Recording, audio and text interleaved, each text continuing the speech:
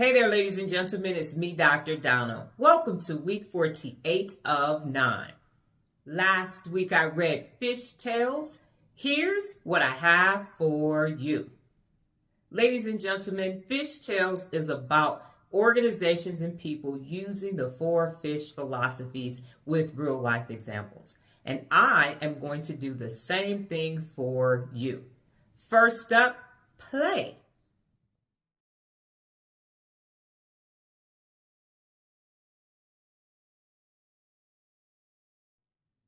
So here are 2 examples that I have for using play. When I was in the military, I was an executive training officer in a basic training unit, and I would go and get Happy Meals from McDonald's and Burger King and put the toys on my desk, and the drill sergeants would come. I had them lined up like they were in formation, and they would come and play with them and wind them up and have them go over my desk whenever they needed a break. It was just a quick way to have play.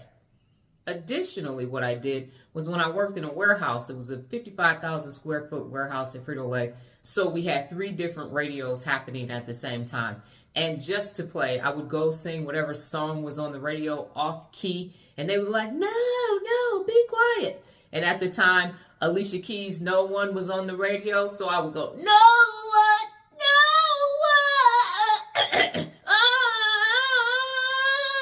can get it away.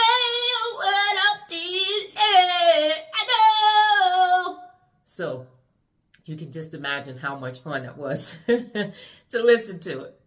Next up, make their day.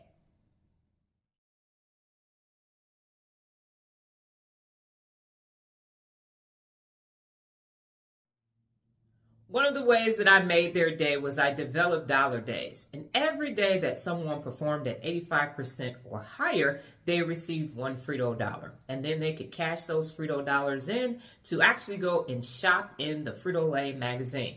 And initially people thought, oh, this is stupid. It's only $1. What could you get? And what they saw was that people were coming in with Adidas tracksuits and coolers and koozies and t-shirts and getting backpacks for their kids. And it caught on, and it was a great way to make their day and represent the organization at the same time. Also, what I found out is that because I was in the military initially, I would just go and tell people what to do, and then they would just look at me and not really want to do it.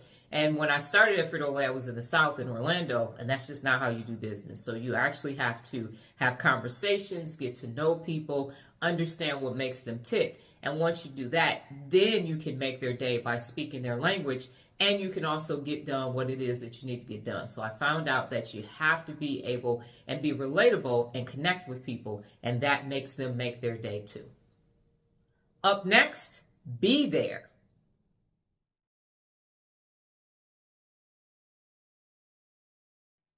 I have 2 examples of being there. Number 1, when I worked at Frito-Lay, my office, my desk, if I sat at my desk in the correct way, what was an L-shaped desk, so I could have my back to the door. So when people would come and knock on my door, I would kind of turn around or tell them to come in and not necessarily look at them.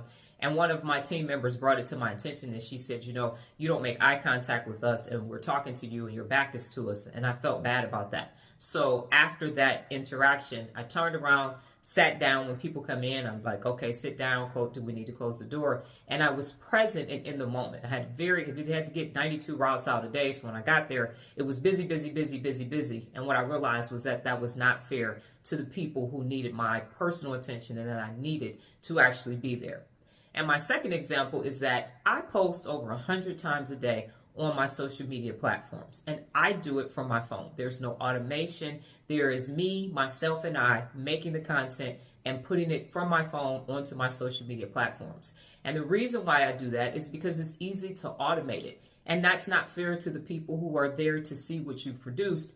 I believe and have always believed this, that you actually need to be there. If you want them to take time out of their day, you have to take time every day out of your day and make sure that you be there for them so that they can get what they need. And that's how I am making sure that I'm there for anybody who's coming to look at my content. And finally, choose your attitude.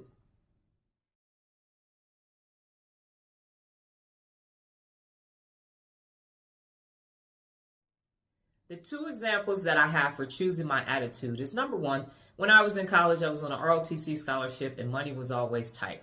And I would see people, they would have like, food and clothes. No, it was, they would have cars and people were moving off of campus and they had jobs and everything. And I just would tell myself, your money is tied up in investments right now, and you're going to get out of college and then you're going to be able to access those things. But right now, you are making an investment in you. And my second example is I went through a very tumultuous divorce, and there were people who told me, marriage is rough and you have rough patches, but you should stay.